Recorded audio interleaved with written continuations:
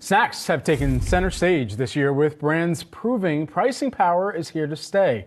Bank of America estimates that the industry raked in $151 billion in sales last year. Joining us now to discuss the future of snacking. Yes, the future of snacking. We've got Hostess Brands CEO Andy Callahan alongside Yahoo Finance Executive Editor Brian Sozzi.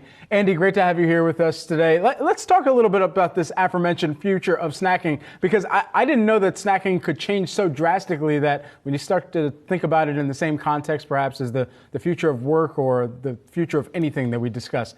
How does the future of snacking look from the Hostess perspective? Well, at a macro level, consumers have been increasing their snacks and engagement with food for years. The average consumer, nearly 50% of consumers snack 3 times a day. And that's an indulgent snack is increasing at a greater rate than health and wellness or functional snacks. So this is a macro trend that accelerated in the pandemic, and consumers are looking for more contemporary, indulgent snacks that fit their lifestyle. So we have iconic brands, but we're complementing that with new forms. Casbar is a perfect example. But that's been happening for years, and we're there innovating to capture that trend. Andy, Brian here. Good to see you as always. Of course, you know me, did some extensive research on Hostess by eating a lot of your newer snacks ahead of this segment. And something seems different. They seem more on the go focused. The packaging seems a little different. Who are you focused on with these snackable type new products? And then where else do you have room to play, I guess, in the reinvention of one's lunchbox?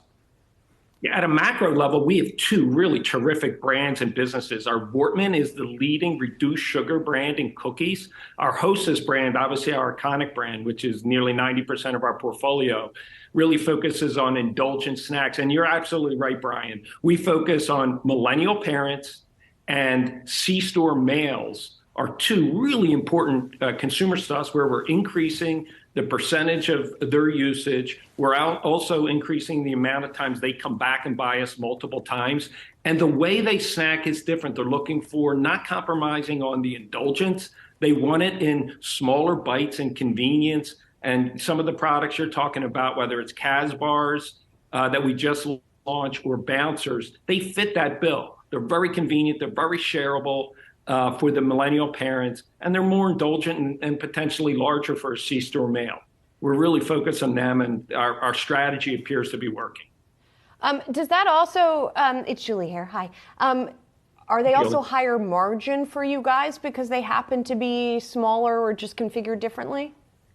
Yeah, well, we enjoy some of the leading gross margins in food, where our gross margins better most, our EBITDA margins actually near the top. And when we innovate, we're focused on that. We never compromise quality. We try to bring consumers the best value. And our philosophy is that over time, all of our innovation is going to be at fleet gross margins or better as we grow. And we're doing a nice job doing that. Our single serve business is growing extremely well. Our Voortman business, which is higher margin than our total average, is actually growing at a greater rate. So margins is very important to us, and protecting them is very important to our sustainability.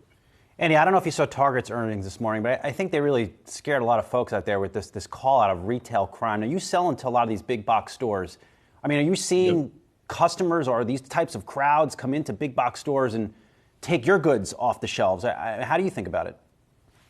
Yeah, we don't experience that as much. We're a very accessible, reasonably priced snacks. I can't claim to be an expert at that. One of the strengths of our business is the breadth of our availability to consumers. We're nearly ubiquitous. We're 10 points higher in distribution than the next nearest sweet baked goods.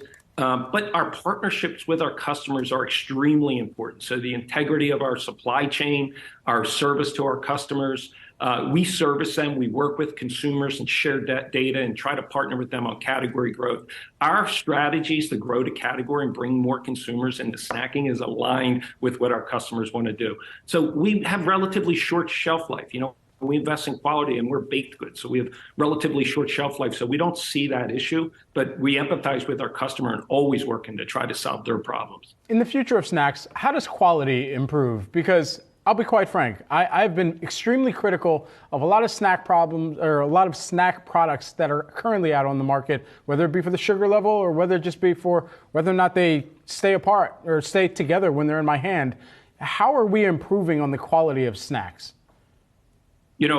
Quality is probably, after taking care of our team and keeping them safe, quality is our next priority. And being able to bring snack baked goods to ubiquity at scale is not an easy thing to do, and bring that a quality that consumers want is a hard task. We like it that way because we believe, and I believe in our great team, does it better than anybody. And we have a really terrific opportunity to bring baked goods combined with the indulgent snacks consumers want in a way that hasn't been done before and at a scale that hasn't been done before. The snacking category is $65 billion. We're a really small part of it, but consumers' ubiquity of love of baked goods is universal. Their love of snacks is universal. And we're trying to bring them in contemporary ways, and we try to do it in a quality way. I said before, I encourage anybody who hasn't had a Twinkie in a while or hasn't tried one of our new snacks in a while, they try them. They're always surprised at the quality of our baked goods. So we invest in that a lot. It's important to us if consumers, regardless of how much discretionary money they have, if they're coming to intersect with our product and they want that joyful indulgence, we want it to be the highest quality experience they can get. There's been a prioritization of health and wellness coming out of the pandemic as there's this renewed focus on just taking care of yourself. And for that's why snacking has been taking out a lot of people's diets.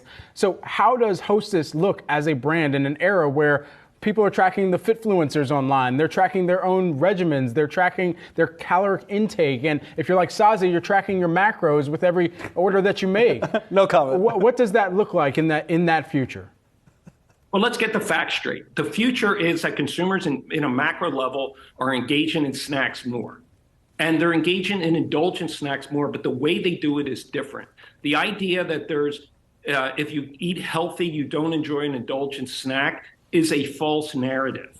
Consumers have more snacking occasions, and if they indulge in a sweet snack, they want it to be good. They want it to be portion controlled. They want it to be good. So that's a macro trend that consumers are staying forever, and it can be a small part of a good, balanced, healthy diet. That's the macro trend. This idea of moving from one end of the pendulum to the other, that's not the way young millennial parents and young millennial males think about it. They think about their life, and Dan O'Leary, a great growth officer, articulated that at a recent conference, is that's a false choice. The macro trend is consumers snack and eat in balance.